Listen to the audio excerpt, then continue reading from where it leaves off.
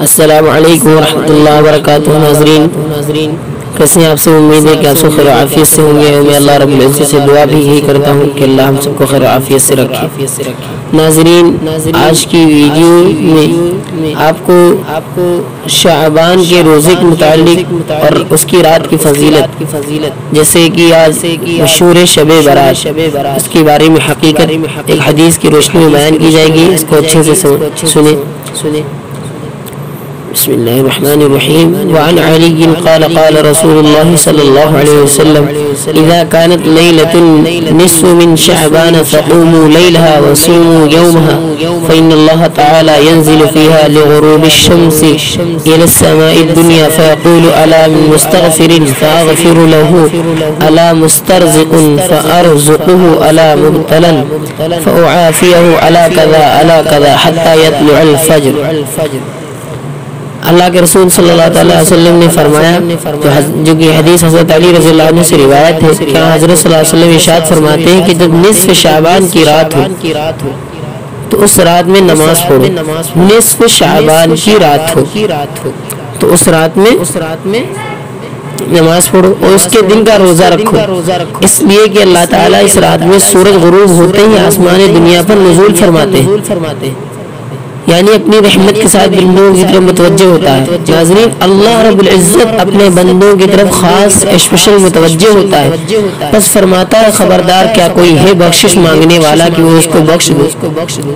یہ ہماری کتنی بڑی بدنصیبی ہے کہ ہم اللہ رب العزت سے جبکہ ہم اپنے گناہوں کے سمندر میں ڈوبے ہوئے ہیں، اللہ رب العزت کی طرف نہیں بڑھتے، بلکہ لوگوں نے فیشن بنا لیا ہے اور اس کا ایک آج کل کا نیا دور فیشن بن گیا ہے۔ لوگ چائے بغیر بنائیں گے، پیئیں گے، بیٹھ کر ایک پاس گپے ماریں گے۔ اس ایسی عبادت کی رات میں ایک فرشتہ ہوتا ہے جو بڑا افسوس کرتا ہے اور کہتا ہے کیا ایسے بندے ہیں اللہ کی طرف نہیں آ رہے۔ ٹھیک، تو اللہ رب العزت سے بخشش مانگنی چاہیے۔ پھر اللہ کہتا ہے کیا ہے کوئی رزق مانگنے والا کہ اس کو رزق دو۔ ساری دنیا رزق کے لیے پریشان ہے، رزق کے لیے حرام کما رہے ہیں، جھوٹ بول رہے ہیں، چوری کر رہے ہیں، لیکن اللہ رب العزت سے نہیں مانگتے۔ پھر کہتے ہیں ہماری نصیب میں اچھا نہیں لکھا۔ کیا ہے کوئی مصیبت میں مبتلا، میں اس کو نجات دوں۔ موجودہ وقت میں کورونا وائرس سے بڑی مصیبت کیا ہوگی لوگوں کے لیے؟ مسلمانوں کے پاس اللہ نے ان کا ہتھیار دیا لیکن ہم نے اس کو استعمال نہیں کیا اچھے سے۔ یہ ہماری بدنصیبی ہے۔ لہٰذا اللہ رب العزت سے آج کی رات کی اس وبا سے نجات مانگے تو اللہ انشاءاللہ آپ کو نجات دے گا۔ اللہ تعالیٰ ضرورتوں کے نام لے کر پکارتے رہتے ہیں، مثلا کوئی مانگنے والا ہے کہ میں اس کو دوں وغیرہ وغیرہ، یہاں تک کہ صبح صادق ہو جاتی ہے حدیث۔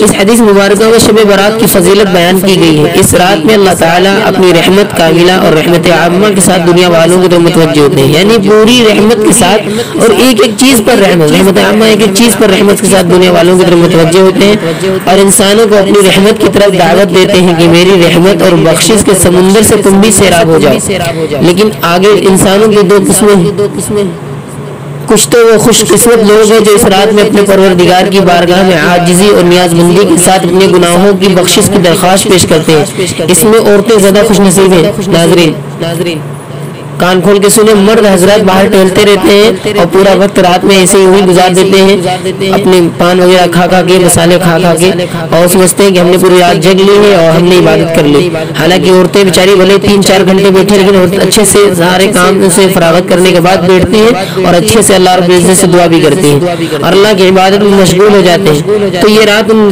کے لیے رحمت اور بخشش کا ذریعہ بن جاتی ہے۔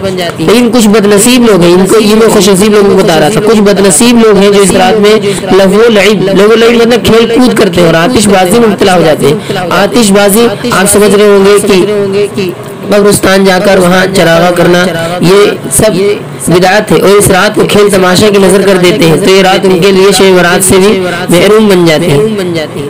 ناظرین، چلتے اس ویڈیو میں ایک میں آپ کو دعا بتا دیتا ہوں جس کو بہت ہی بڑے صحابی حضرت عمر رضی اللہ تعالیٰ عنہ جو خلیفہ ثانی ہیں اور حضرت عبداللہ بن مسعود رضی اللہ تعالیٰ عنہ، یہ دونوں صحابیوں سے منقول ہے۔ بہت بڑے صحابی اس دعا کو بہت اہتمام کرتے تھے اور آپ بھی ان الفاظوں کو اپنی دعا میں شامل کریں اور شب برات کی خصوصیت اور اس کی فضیلت اپنے لیے حاصل کریں اللہ رب العزت سے۔ دعا یہ ہے کہ اے اللہ اگر تو نے ہمیں بدبخت لکھا ہوا، آپ نے سنا ہوگا اس رات میں سب کے بارے میں لکھا جاتا ہے، تو حضرت عمر رضی اللہ تعالیٰ عنہ کہتے تھے بے شک اے اللہ اگر تو نے ہمیں بدبخت لکھا ہوا ہے تو اسے مٹا دے اور ہمیں نیک بخت لکھ دے، مطلب اچھا بنا دے، اور اگر تو نے ہمیں نیک بخت لکھا ہوا ہے تو اسے برقرار رکھ، برقرار رکھ مطلب پھر ایسے ہی رہنے دے، تیرا شکر ہے، بے شک تو جسے چاہے مٹائے اور جس کو چاہے ثابت رکھے، تیرے ہی پاس ام الکتاب یعنی لوح محفوظ ہے۔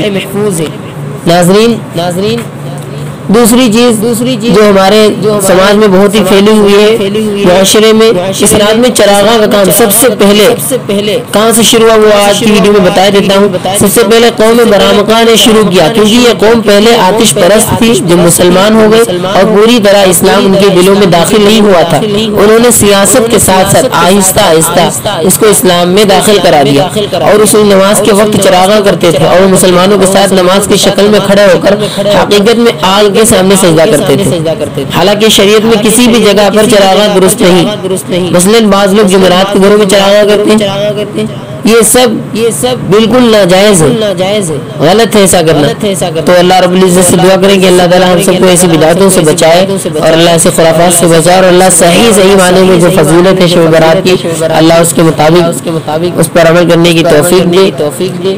اللہ رب العزت سے دعا یہ ہے کہ اللہ ہم سب کی عبادت قبول فرمائے اور اللہ ہم سب کی مغفرت فرمائے، اور اللہ رب العزت سے دعا کریں کہ اللہ ہم سب کو اس مصیبت جو موجودہ وقت میں چل رہی ہے دور رکھے۔ ناظرین آج کی ویڈیو میں اتنا، ملتے ہیں اگلی ویڈیو میں، تب تک کے لیے السلام علیکم و رحمۃ اللہ وبرکاتہ۔